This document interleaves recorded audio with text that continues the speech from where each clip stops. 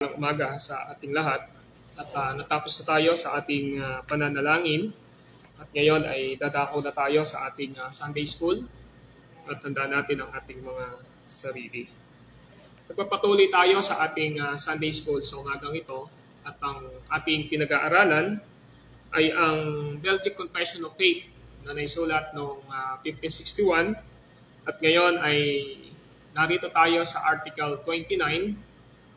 At ito ang ika-apat na bahagi ng pag-aaral ng Article 29.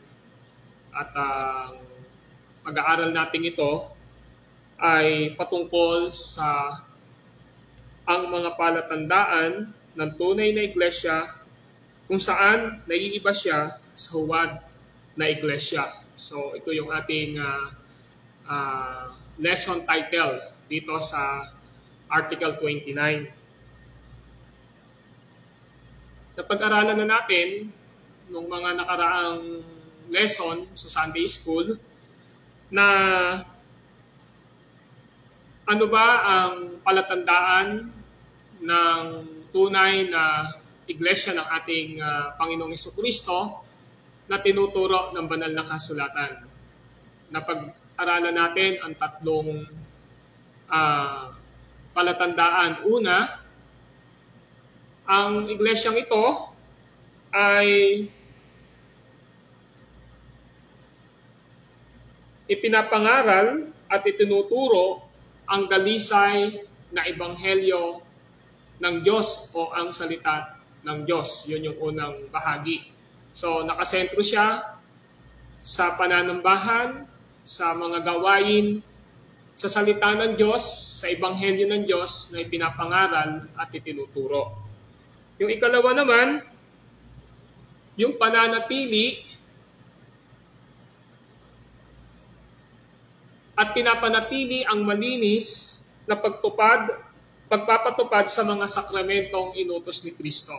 So ito yung ikalawa. Ginagawa niya ng malinis at ipinapatupad ang sakramentong itinatag ng ating Panginoong Hesus. Ito ang banal na hapunan at tinatawag na bautismo sa tubig. Noong last Sunday, ang ating tinalakay, yung ikatlo, yung pagpapatupad ng pagdidisiplinang iglesia sa mga kaanib na nagkakasala. So dito tinignan natin yung tinatawag na church discipline at maliwanag sa ating pag-aaral na ang church discipline ay nagbibigay ng proteksyon sa church ng ating Panginoon at siya ay nagbibigay ng pinakamataas na layunin upang maitwid o ma-restore ang kaanib na nagkasala. At tinignan natin na ang lahat ng ito ay ginagawa sa pamamagitan ng salita ng ating Panginoong Diyos. Sapagkat nakita natin na si Jesus ang head, ang ulo ng kanyang iglesyang ito. Na nangangahulugan kung siya ang head o ulo ng iglesyang ito, ang kanyang salita ang nararapat lamang na nag-rule, nag-ahari sa loob ng iglesia. Ngayon, titingnan natin yung conclusion ng Article 29 patungkol sa mga palatandaan ng tunay na iglesia. Titingnan natin dito na patapos na ipaliwanag ni Budo de Bres itong tatlong markang ito, ay binigyan niya ito ng conclusion. At ang kanyang conclusion, paano ba natin pa makikilala yung mga kaanib ng tunay na iglesia? Kanina nakita natin yung marka ng tunay na church, yung tatlong marka nakita natin. Ngayon naman, paano natin malalaman na yung mga member o kaanib doon sa church ng ating Panginoon ay tunay na na saved, tunay na naligtas. At yon ang titingnan natin dito sa ikalawang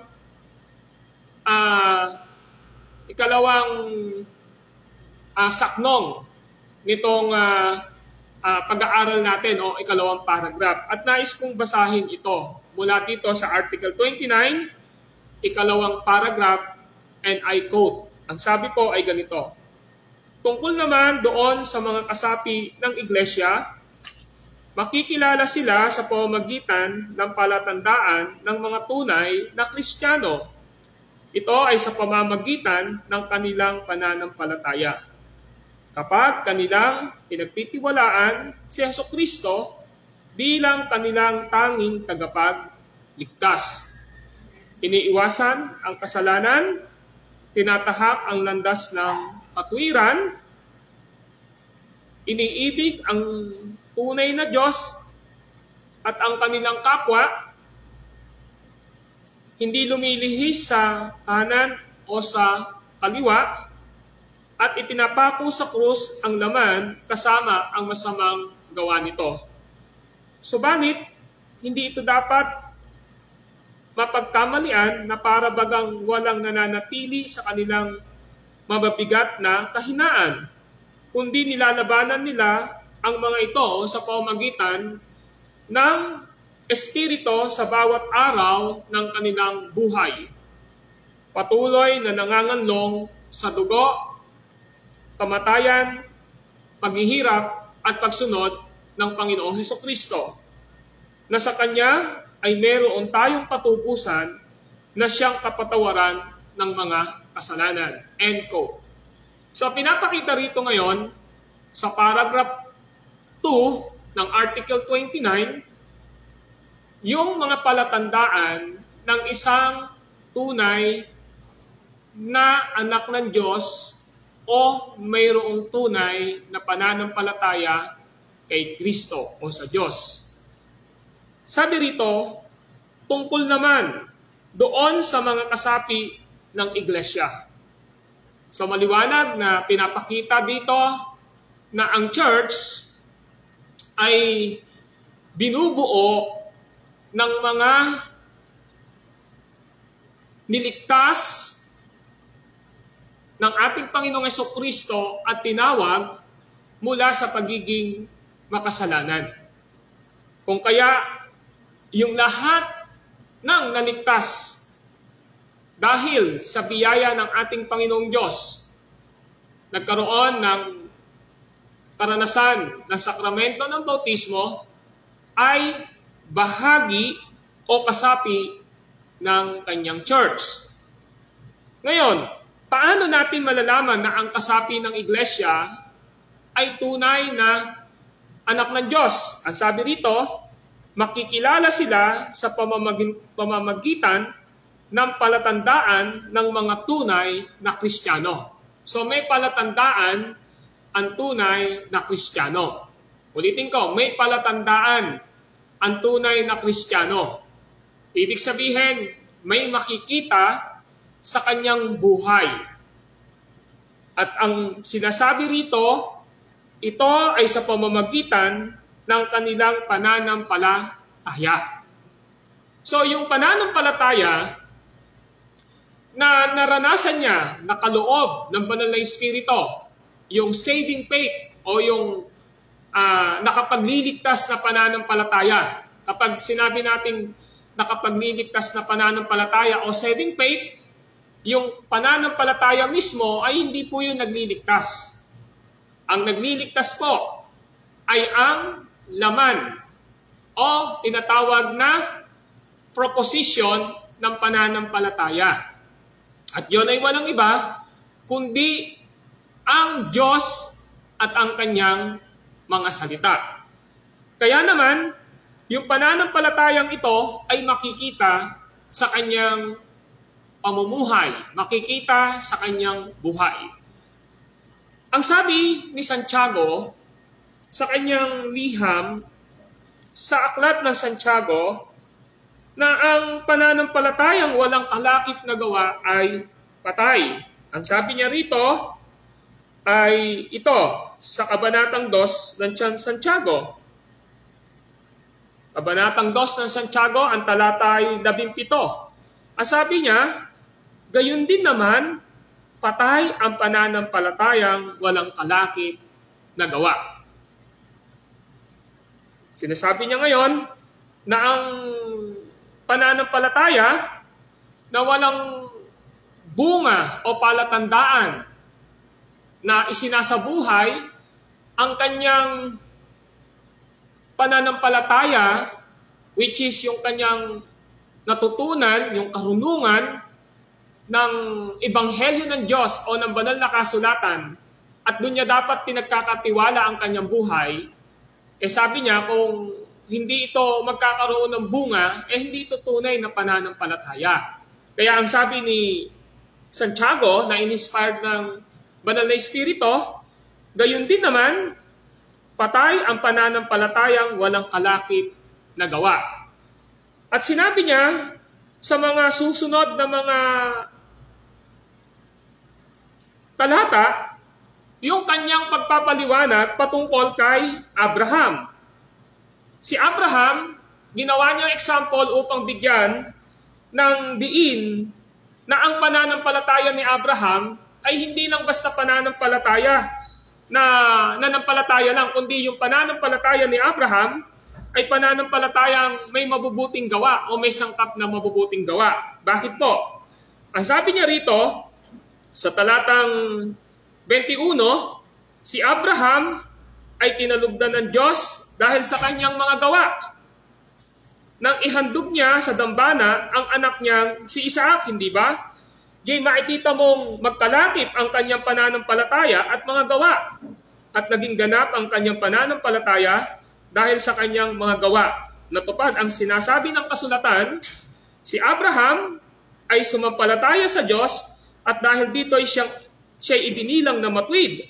Ang tawag sa kanya ng Diyos ay ang kaibigan kong si Abraham. So ginawa niyang illustration si Abraham. In Genesis chapter 15, alam natin na si Abraham ay pinawalang sala ng ating Panginoong Diyos. Abraham was justified by God because of his faith. Nakita natin in Genesis chapter 15. Pero pagdating po ng Genesis chapter 21 and 22, for almost 7 years, ay pinahandog niya si Isaac na kanilang anak. Ibig sabihin, tinest ng Lord yung pananampalataya ni Abraham at yung kaisa-isang anak nila ni Rebecca ay pinapahandog ng ating Panginoong Diyos, si Isaac. At doon ay ginawa niya na inihandog niya si Isaac. Nakita natin? Ibig sabihin, yung pananampalataya ni Abraham ay tinest for almost a years, and after that, ang Diyos kailangang itest yung pananampalataya ni Abraham. At ang nangyari nga po ay inihandog ni Abraham si Isaac nang walang pagdududa at walang pag-aalinlangan. Kaya ang sabi ni James sa verse 24, diyan ninyo makikita na ibinibilang na matuwid ang isang tao dahil sa kanyang mga gawa at di dahil sa kanyang pananampalataya lamang. So, ibig sabihin, pinatunayan ng Diyos sa pamamagitan ni Abraham na yung pananampalataya ni Abraham na yon ay hindi lang siya basta mayroong paniniwala kung sino ang Diyos, kundi yung kanyang trust, yung kanyang pagtitiwala sa inuutos ng ating Panginoong Diyos ay kanyang tinupad, kanyang ginawa. Kaya hindi siya nagduda, hindi siya nag-alinlangan in Genesis chapter 21 and 22, kanya pong ihahandog si Isaac, and nakita natin na that is the testing of God sa buhay ni Abraham. Hindi naman po talaga na ihandog. So maliwanag na pinapakita ni Santiago dito sa chapter 2 na yung tunay na anak ng Diyos, yung tunay na may pananampalataya sa Diyos, yung tunay na kilala niya ang Diyos, meron po na makikitang palatandaan at bunga sa kanyang buhay. Kaya maliwanag ang warning ni Santiago dito sa kabanatang 2 ng Santiago, ang sabi niya, gayon din naman, patay ang pananampalatayang walang kalakip na gawa. At yun nga, nakita natin, binigay niyang halimbawa si Abraham. At nakita natin na dahil sa pananampalataya na nakapagliligtas o saving faith na meron si Abraham, hindi siya nagduda. At ang sabi ng verse 24 ng chapter 2 ng Santiago, diyan ninyo makikita na ibinibilang na matuwid ang isang tao dahil sa kanyang mga gawa at di dahil sa kanyang pananampalataya lamang. Yon ang pinapakita po. So kaya ang totoo na kabahagi ng church ng ating Panginoon, may makikitang palatandaan sa mga tunay na Kristiyano. At ano po yon? Yung kanilang pananampalataya ay namumunga. Yung kanilang pananampalataya ay nagkakaroon ng bunga. Well, hindi lang si Santiago ang nagsabi regarding sa pananampalatayang nagbubunga o isinasagawa, kundi mismo ang ating Panginoong Hesukristo na ang kanyang church ay hinihalin tulad niya sa isang vineyard, sa isang ubasan na kailangang mamunga. Kaya nais kong hilingin na puntahan nyo ang inyong mga Biblia sa John chapter 15 at ganito ang ating makikita sa aral ng ating Panginoong Hesukristo sa kanyang pagtuturo at pag-iilustrasyon na ang church ay katulad ng ubasan. Sa John chapter 15, ang sabi niya ay ganito. Verse 1, ako ang tunay na puno ng ubas at ang aking ama ang tagapag-alaga. Pinuputol niya ang bawat sangang hindi namumunga at kanya namang pinuputulan at nililinis ang bawat sangang namumunga upang lalong dumami ang bunga. Nalinis na kayo sa pamamagitan ng salitang sinabi ko sa inyo. Manatili kayo sa akin at mananatili ako sa inyo. Hindi makapamumunga ang sangang hindi nananatiling nakakabit sa puno. Gayon din naman, hindi kayo makapamumunga kung hindi kayo mananatili sa akin. Verse 5, ako ang puno ng ubas, kayo ang mga sanga, ang nananatili sa akin at ako sa kanya, ang siyang mamumunga ng sagana, sapagkat wala kayong magagawa kung kayo'y hiwalay sa akin. Ang hindi nananatili sa akin ay itatapon at matutuyo, gaya ng sanga. Ang gayong mga sanga ay titipunin at susunugin. Kung nananatili kayo sa akin at nananatili sa inyo ang mga salita ko, hingin ninyo ang inyong maibigan at ipagkakaloob sa inyo. Maliwanag na pinapakita ng ating Panginoong Hesukristo na kapag ang isang mananampalataya ay na-save, siya ay katulad ng isang sanga. Hinalintulad niya na ang mananampalataya ay mga sanga na nakaugpong sa puno, na nangangahulugan na ang puno na yon ay walang iba, kundi ang ating Panginoong Hesukristo sa verse 1. Sabi niya, ako ang tunay na puno ng ubas. So, ibig sabihin, ang puno ng ubas, ang ating Panginoong Hesukristo at ang mga mananampalataya ay sanga. And typologically, ang vineyard o ubasan na binabanggit dito ay ang church ng ating Panginoon. At ngayon, sinasabi niya, merong magiging bunga ang lahat ng totoong na-save. Lahat ng totoong may pananampalataya sa ating Panginoong Hesukristo. Magbubunga sila.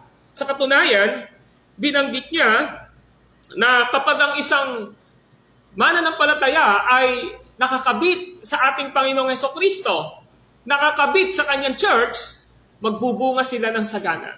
Ayan ang maliwanag na binanggit niya doon sa talatang 2. Ang sabi niya sa ikalawang bahagi ay ito, ang bawat sangang namumunga upang lalong dumami ang bunga. So ngayon, mayroon talaga hong bunga ang isang tunay na mananampalataya. Kaya nga ho, hindi ho tama na yung pagiging kaanib natin sa isang iglesia o itinatawag nating spiritual family natin ay parang nagiging isang kaisipan lang na bahagi ako ng isang local church, bahagi ako ng isang iglesia o ng spiritual family natin. Pero kung walang nagiging bunga, marka po yun na hindi tayo totoong na born again, hindi tayo totoong naligtas. Kasi maliwanag na sinasabi ni Jesus Christ, yun yung totoong mananampalataya na nakakabit sa puno sa ating Panginoong Jesucristo sa kanyang church. Sometimes, sabi niya ganon, pinuprune pa nga po eh. Ano ba ibig sabihin ng pinuprune? Pinuprune siya, ibig sabihin, may mga tinatanggal pa sa kanya. Yung pruning po, para siyang isang halaman na kailangan tanggalin yung mga excess o mga sobra-sobrang mga sanga o sobra-sobrang mga dahon para yung kanyang vitamins hindi na masayang doon. At yun yung pinaka-hinalintulad ni Jesus Christ sa verse 2. Sabi niya, at kanya namang pinuputulan at nililinis ang bawat sangang namumunga upang lalong dumami ang bunga. Meron pong kailangan pagtanggalin. The more na yung pananampalataya natin ay lumalago sa ating Panginoong Jesucristo sa pamamagitan ng kanyang salita, ang mga bagay na may bunga sa atin, which is yung bungang ito, ay bungang hindi kabanalan. May mga marka po sa buhay kasi natin, dahil nga po tayo ay patuloy na sinasanctify ng ating Panginoong Diyos, meron dalawang klaseng bunga minsan na nakikita sa buhay natin. Yung old nature natin, lumalabas pa, di ba? And then secondly, yung nagdo-dominate sa atin, yung bunga ng kabanalan ng pananampalataya. At alam nyo kung ano yung pinuputol ng Diyos sa atin para lalo tayong mamunga ng kabanalan? Yung old nature natin na kailangan pantanggalin ng Diyos sa buhay natin. Kaya, the more na tayo ay lumalalim sa pananampalataya sa ating Panginoong Jesucristo at bahagi ng kanyang iglesia at tinuturing natin ang ating sarili na Kristiyano o mananampalataya, maliwanag ang sabi ni Jesus, meron tatanggalin sa iyo. At yung tinatanggal niya nga pong iyon ay yung old nature natin, yung mga dati nating pagkatao, di ba? Minsan, yun yung parang pinaka-binavalue natin sa sarili natin di ba? Parang para sa atin, mahalaga ito, para sa atin, ito yung nagiging motivation ng life natin, ito yung source ng joy natin, ito yung pinagmumulan ng ating encouragement sa ating mga buhay. Pero kung ito ay hindi kabanalan o old nature, ang ginagawa ng Diyos, pinuputol po niya yun. At upang nasa ganun daw, yung kabanalan, lalo pang mag-exceed, tumaas, lalo pa itong lumago yung pananampalataya natin. At ang linaw ng sabi ni Jesus Christ, at kanya namang pinuputulan at nililinis ang bawat sangang namumunga upang lalong dumami ang bunga. And well, ano po ba ang ginagamit niya na pang-prune, pamputol o panlinis doon sa mga maling ginagawa natin? Ang sabi ng verse 3, nalinis na kayo sa pamamagitan ng salitang sinabi ko sa inyo. So ang nagpuprune sa atin, ang naglilinis sa atin, ay Word of God ng ating Panginoong Jesucristo. Kaya malinaw na sinasabi niya, kung ang isang nagsasabing Kristiyano siya at bahagi siya ng katawan o ng church ng ating Panginoong Jesucristo pero walang nagiging bunga, ang linaw po ng description ng ating Panginoong Jesucristo. Hindi siya tunay na nakakabit sa puno sa ating Panginoong Jesucristo. Ano din gagawin niya? Well, ang sabi ho niya ay ito. Pakinggan niyo po. Ang sabi niya sa verse 2 ng John 15, pinuputol niya ang bawat sangang hindi namumunga. You see? Pinuputol ni Kristo ang bawat sangang hindi namumunga. Ano ang ibig sabihin nun? Yun yung sinasabi din ni James na ang pananampalatayang walang kalakip na gawa ay patay. Ibig sabihin, faith without deeds is dead. Diba? Yun yung sinasabi niya. Kasi, yung totoong pananampalataya, magbubunga ho. Mayroong palatandaan na makikita sa atin at ang palatandaan iyon ay pamumuhay ng may kabanalan. Amen po ba? So, yun yung gusto ipakita ng ating Panginoong Hesukristo rito. Ibig sabihin, kung wala siyang bunga, baka hindi ho siya totoong naligtas. Baka hindi ho siya totoong anak ng Diyos. Kasi, alam nyo, bakit binanggit po niya na yung taong yon ay matutuyo, tapos susunugin lang. Ang sabi ng John 15, verse 6 ay ganito. Pakinggan niyo po, John 15, verse 6. Ang hindi nananatili sa akin ay itatapon at matutuyo gaya ng sanga. Ang gayong mga sanga ay titipunin at susunugin. So meaning, hindi ho talaga totoong naligtas. Kaya, meron pong mapapansin tayo dito mga kapatid. Hindi po komo o hindi po ulit tayo ay pumupunta sa church at nagsasabi na tayo ay mananampalataya, okay lang na yung buhay natin ay manatili sa dati nating buhay na hindi pa tayo naliligtas. Ito yung pansinin natin, ito yung isang warning sa atin. Na kapag ang buhay natin ay walang changes o pagbabago na bunga ng banal na Espiritu at salita ng Diyos, mga kapatid, meron pong warning si Jesus. Hindi ka makakapanatili sa Panginoon. Sa ayon sa gusto mo, doon pa lang sa Word of God na naririnig mo, na tapat na naituturo at napapangaral, magiging ano na to sa iyo eh. Magiging,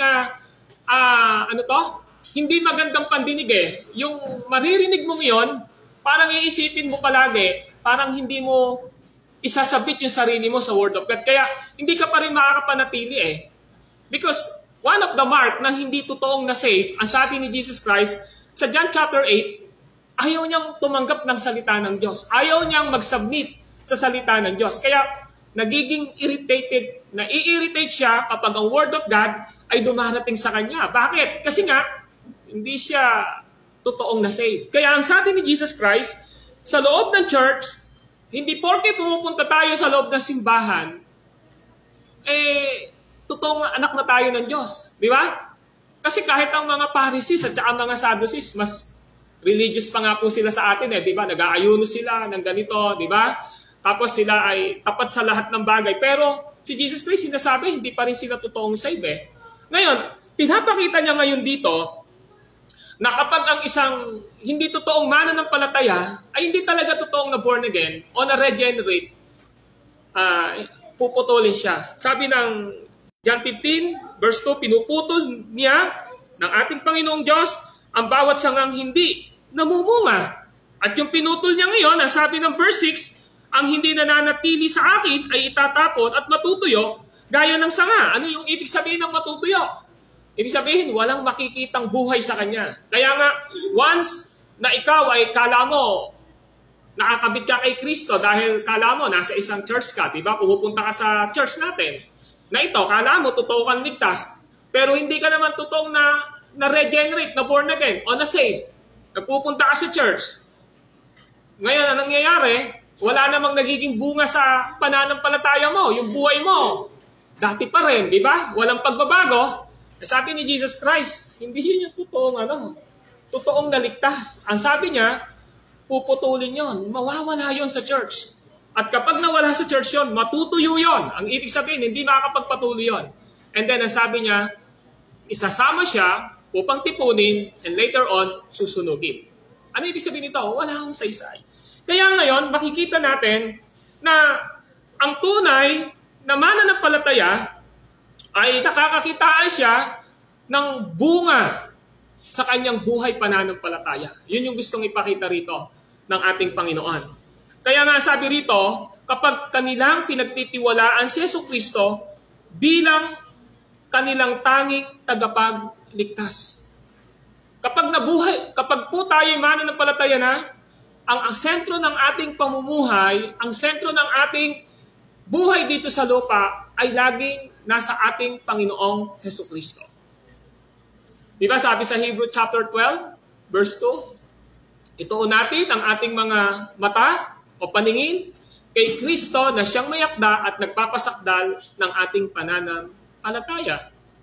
Sinasabi ng Colossus chapter 3, ang ating mga mata ay nakatuon sa langit na kinaroroonan ni Kristo. Yun ang sinasabi ng banal na kasulatan.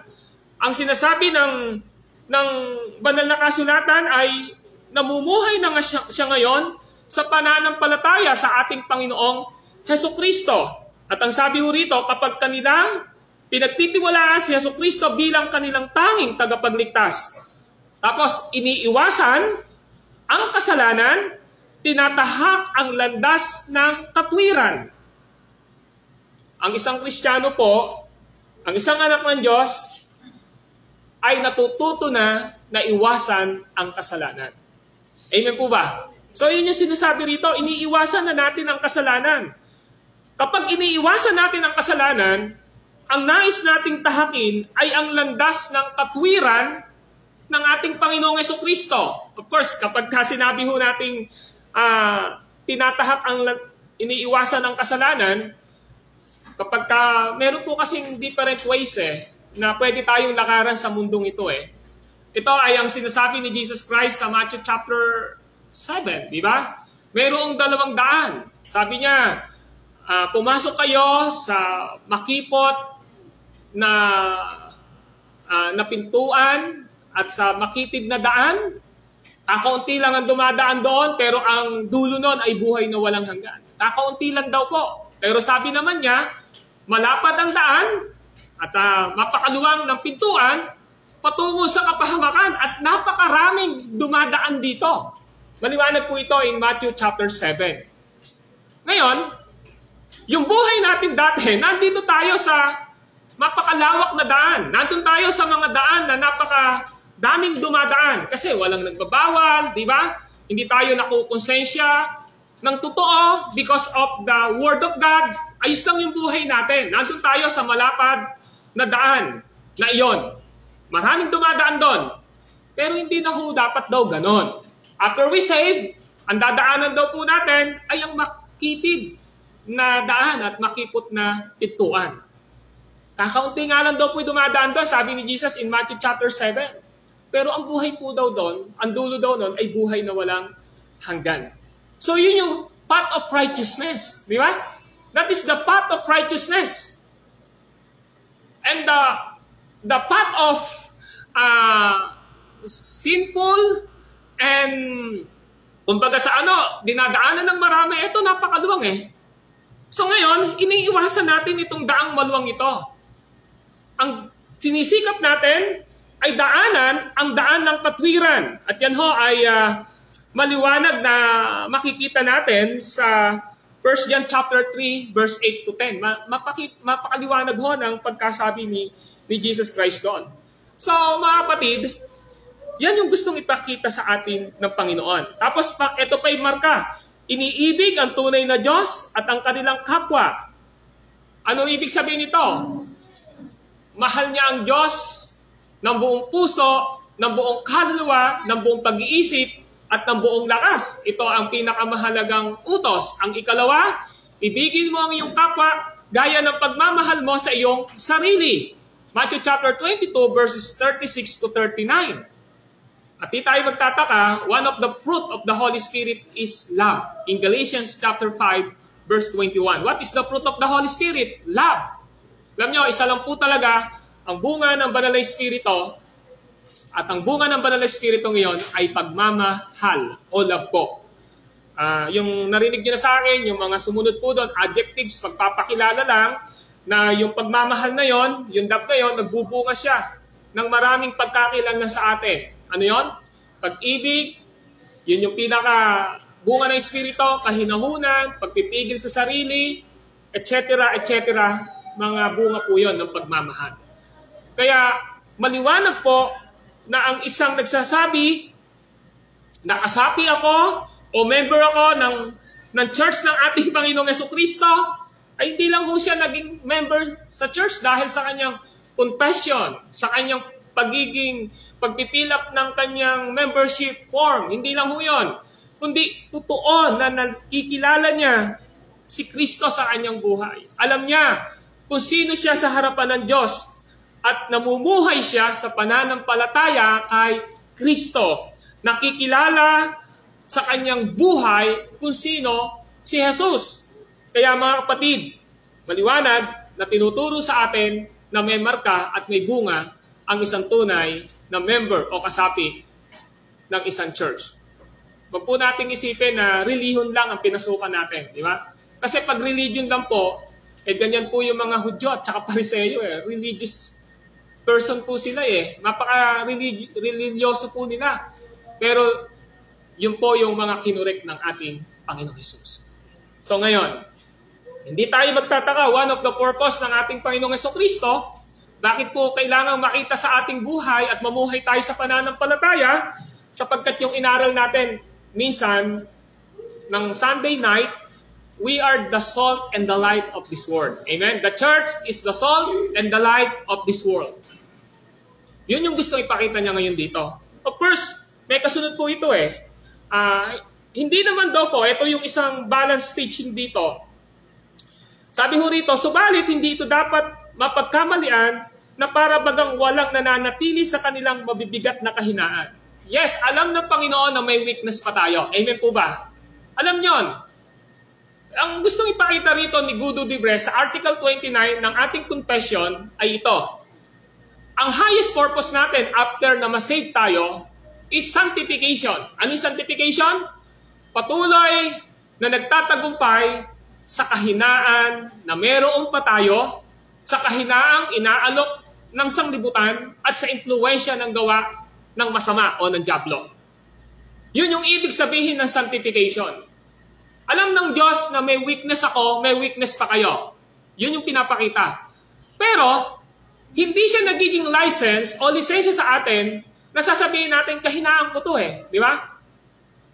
Ibig sabihin, mapaka-balance ng teaching ng banal na kasulatan. Lahat tayo ay mayroong kahinaan, kaya nga may sanctification. Nagtatagumpay sa kasalanan. Pero, dapat nating maintindihan, we are not living in sin. Hindi tayo namumuhay sa kasalanan. Dapat, iniisip daw po natin na lumilihis tayo sa daan ng kasalanan, kundi nilalakaran natin ay ang daan ng kabanalan at katwiran. Yun naman po yun Kaya sometimes, may mga weakness na nakikita sa buhay natin. Kaya ang sabi ng Article 29, meron tayong mabibigat na kahinaan, di po ba? Pero ang ginagawa natin, nilalabanan natin ang mga ito sa pamamagitan ng Espiritu sa bawat buhay natin. Amen po ba? Nilalabanan natin yung weakness na ito At tayo, sa sarili natin, hindi natin kayang labanan ang kahinaan natin. Dahil, despite po na tayo ay mananampalataya na, kung ang susundin pa rin po natin ay ang sarili natin, ang gusto niyan, mga bagay na mag-gratify at pleasure ng ating laman. Pero because the Holy Spirit dwell in our lives, nananahan siya sa atin as a mark of the Holy Spirit, yung lumalaban sa atin, sa kahinaan ng laman natin, ay ang banal na Espiritu. Kaya sabi ng Galatians chapter 5, magkalaban ang laman at ang Espiritu. Sabi ganon, huwag niyong paghariin ang inyong mga laman. Kasi pag pinaghari niyo pa, despite na kayo ay mananampalataya, sa inyong sarili, yung inyong laman, lalabas po talaga yan At yung Holy Spirit, hindi dahil hindi siya malakas, na natin siya, na isasantabi natin siya, na nalulungkot siya because of our weakness. Kaya gustong ipakita rito ng ating confession na tayo ay patuloy na lumalaban sa mga weakness na meron tayo, hindi dahil sa ating lakas, kundi dahil sa kapangyarihan ng banal na Espiritu na nananahan sa atin. When we are submitting ourselves to the power of the Holy Spirit sa ating mga buhay, mga kapatid, siguro, lagi tayong magtatagumpay. Amen po ba? Pero we are hypocrite kung sasabihin natin na hindi tayo nagkakamali. All of us, may mga time na nakakapag-commit tayo ng mga mali sa ating isip, sa ating pananalita, sa ating mga gawa.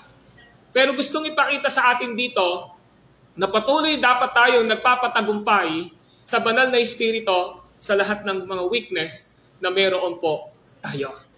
Nakita nyo? Kaya ang sabi rito, Kung nahulog man, nakagawa man ng mali, ang sabi rito, patuloy tayong manganganlong sa dugo, sa kamatayan, sa paghihirap at pagsunod ng Panginoong Hesukristo na siyang tumubos sa atin upang tayo ay maging matuwid sa harapan ng Panginoong Diyos.